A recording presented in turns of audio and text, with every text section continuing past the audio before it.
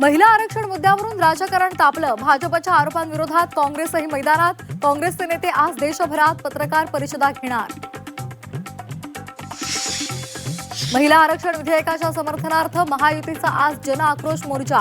मुख्यमंत्री देवेंद्र फडणवीसांसह महायुतीचे प्रमुख नेते उपस्थित राहणार. जांभुरी मैदान ते वरळी डोम दरम्यान मोर्चा काढला जाणार.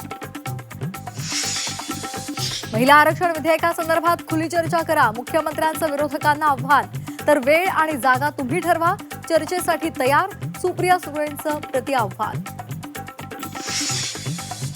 बारामतीमध्ये सुनेत्रा पवार यांच्या सभेसाठी सुप्रिया सुळे हजर राहणार.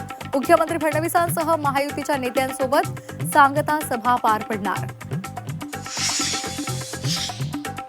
सातारा आणि राहुरीमध्ये राजकारण तापलं. साताऱ्यामध्ये महेश शिंदे यांच्या आक्रमक पवित्र्यामुळे शिवसेनेत अस्वस्थता. तर राहुरीमध्ये राम शिंदे आणि तनपुरे यांच्यामध्ये तासभर बंद दाराआड चर्चा.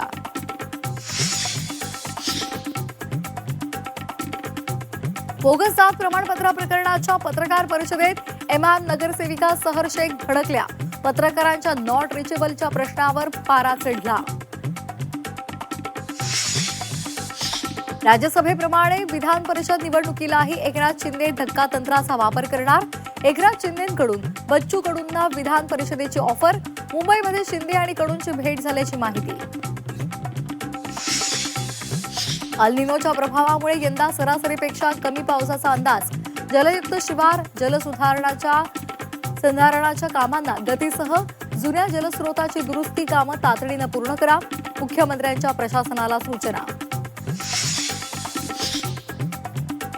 एसआयटीकडून अशोक खराची 9 तास चौकशी. पीडितेला खाऊ घातलेल्या पदार्थांबाबत चौकशी.